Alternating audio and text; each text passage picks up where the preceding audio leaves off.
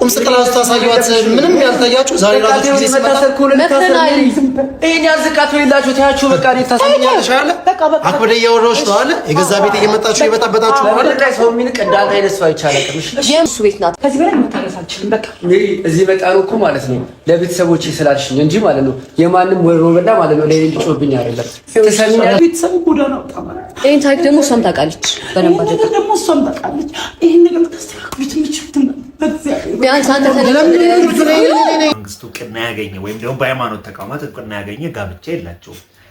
ያ ሆኖ ዛንዳ አረገዘች ተባለ። እሺ እንደዛ አደረገች። ምን ሊያስከስል ልጅቷ 18 ካልሞላት አዎ ዳኒ በቃ እዛው ዳንኤል ጋር አብሮ መበስበሱ ነው። 18 ካልሞላት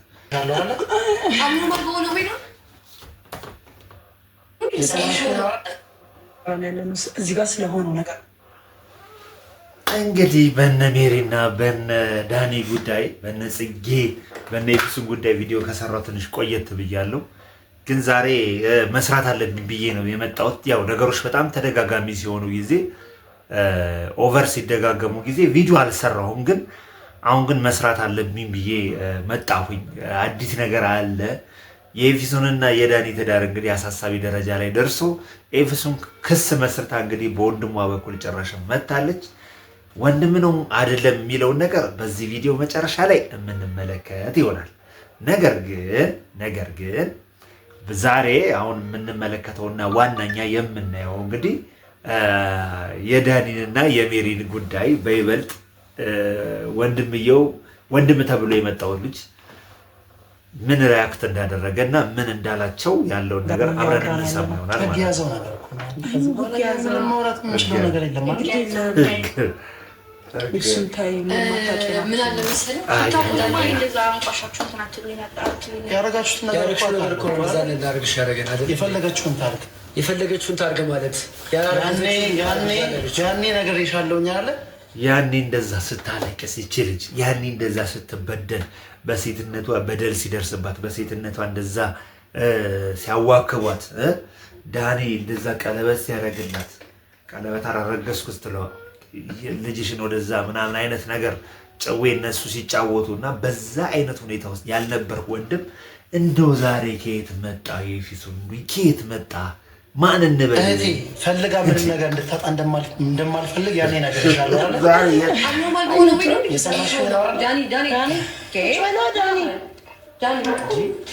ዳኒ ችግር ውስጥ እንዳትገባ ከዚህ በላይ ነገር ያለው ከዚህ በላይ ችግር ውስጥ እንዳትገባ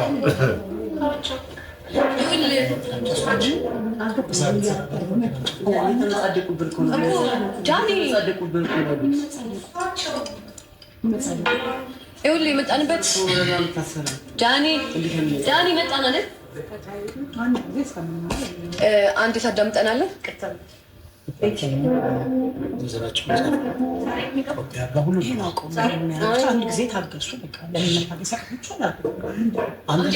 ሲጀመር ልጁ ራሱ ከነ ዳኒ ጋር የመጣ ነው።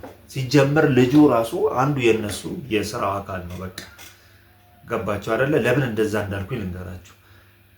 እዚህ ብሽሽቅ ውስጥ ከመግባቱ በፊት የት ነበረ ወንድሜ ብላ ትኩራራበት የነበረው ልጅ የት ነበረ? አሁን እነሱን ለማናደድ ወይም ደግሞ ዳኒን ለመበቀል ነው ያመጣችሁ ብዬ ነው የማስበው። በእርግጠኝነት የሚሆነው ይሄ ልጅ ዳኒን ለመበቀል ብቻ ነው የመጣው። በቃ ብቻና ብቻ ነው ዳኒን ለመበቀል ብቻ ነው የመጣው እንጂ ምንም ሌላ ለማኖር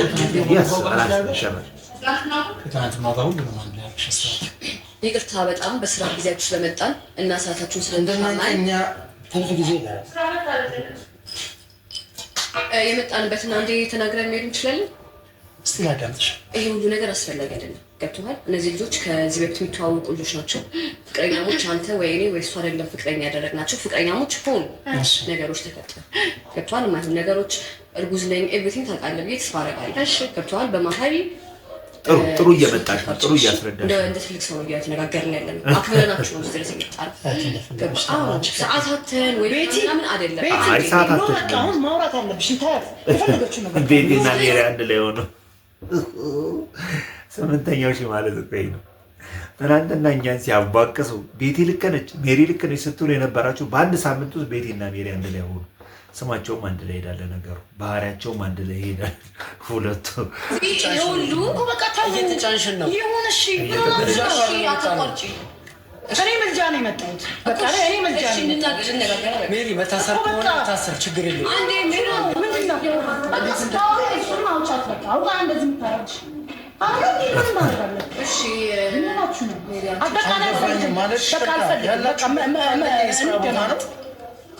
ልክ ነህ። ሌላ ነገር ውስጥ መግባት አያስፈልግም። ልክ ነህ። በጣም ይቅርታ። እኛንም ለማናገር መምጣት እኮ አይጠበቅባችሁም ማለት ዳኒ ምንድን ነው ዳኒ የተከሰሰበት ህግ የተያዘበት ጉዳይ ይችል ልጅ ኦልሬዲ አው ቀለበት ፕሮሚስ ሊያስርላት ይችላል።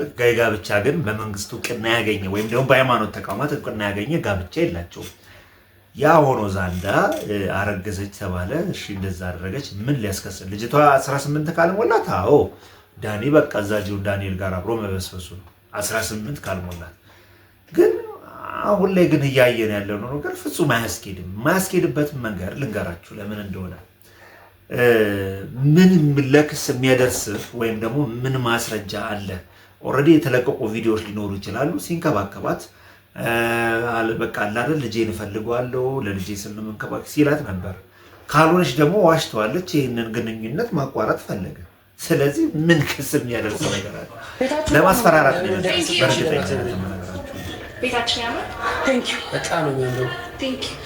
ይኸውልህ ስለዚህ ይሄ ሁሉ ነገር አላስፈላጊ ነው። ጀርባ ነው እየታየ ነገሮች ማራዘሙ አላስፈላጊ ነገር ነው። አላስፈላጊ መሆኑን የገባሽ ማለት ድሮ እኮ ነግረናታል። ጓደኛሽን እስኪ አውራት በደንብ አውሩ። መጀመሪያ እዚህ ከመምጣታችሁ በፊት አውራታችሁ ተግባብተን የመጣ ነው። ነገርሻለሁ ምንም አይነት ችግር ውስጥ ከመግባት እኔ እዚህ ላይ ቆያለ ግራ ግብት የሚለኝ የሜሪ ቢዝነስ ነው የቤቴ ቢዝነስ ነው የማን ቢዝነስ ነው? እንደዚህ ሽንጣቸውን ገተረው ልክ እንደ ባለቤት ስለ ጉዳዩ እንትን ይሉት እንዴ። ሜሪም በአንድ ወቅት እኮ ሚስት ሆነሽ ለዳኒ አይተሽዋል አይደል እንዴ?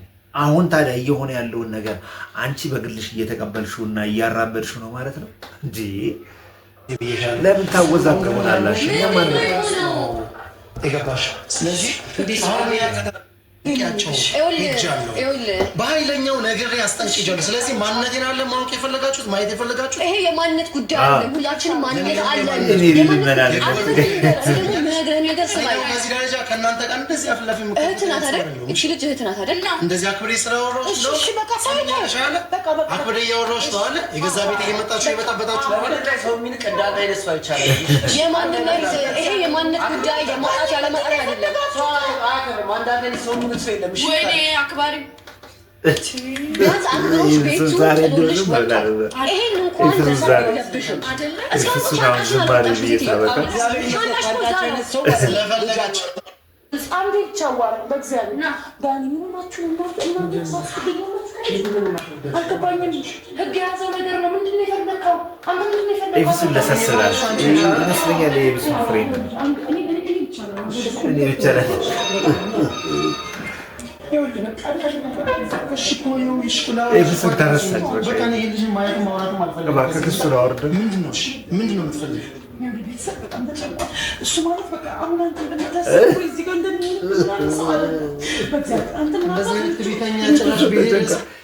ሜሪ ማስመሰል ወይኔ እኔ በእውነት እንደው በጣም በቃል አይደለ ማስመሰል ራሱ ፊደሉ ማለት ነው። ማስመሰል የምትለው ቃል ራሱ ይቀናል።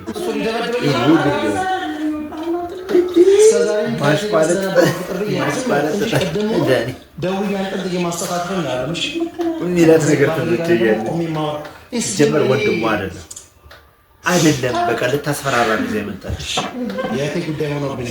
ዘኛው ላይ ቪዲዮ እህት አይደለችም። አትዋሽ። እህት ብትሆን ኖሮ እስካሁን እርጉዝና እንደዛ ሲረግጧትና ውሻ ሲያረጓት የት ነበር? የት ነበርክ? ለምን አትናገር? ለምን ያመጣው እኛ ነን ገባክ? ግን እዚህ ጋር ሁለቱ ፍቅረኛሞች ነበሩ። በቃ እስካሁን እንደዚህ የማወራችሁ ያሳለፉት ነገር ስለማቅ ነው። ቴንክ ዩ። እሷ እንደደረሰባት እሱም እኩል ደርሶበታል።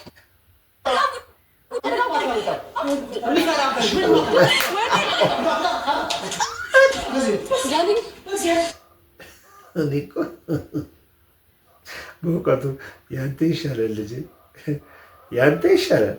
እውነት ለመናገር ሲጀመር ልጁ ለማስፈራሪያ የመጣ እንጂ ኤፌሶን ወንድም እንዳልሆነ ታያላችሁ። መጨረሻውን ወንድሙ አይደለም ወንድሞቿን በሚዲያ አናቃቸውም። ታናናሽ ወንድሞች እንዳሏት ነው የምናውቀው። ኤፍሱን 2 ወንድሞች አሏት፣ ታናናሽ ወንድሞች ነው ያሏት። ይሄ ወንድሙ አይደለም እነሱን ለማስፈራራት የመጣ ነው። ቪዲዮን እንግዲህ ምናልባት ከለቀቁት ታዩታላችሁ ማለት ነው። ስለዚህ ከዚህ በኋላ የነዳኒ ቀድሜ ነግራቸዋለሁ። እየተዝናናችሁ ፈታ እያላችሁ እዩት ብያቸዋለሁ። በሜሪ እና በዳኒ ማለት ነው። የጽጌ አለመኖር ደግሞ ከምን የመጣ ነው የሚለውን ነገር ደግሞ ትንሽ ለማጣራት ሞክራን በነገው ቪዲዮ መልስ እንሰጥበታለን። ባይ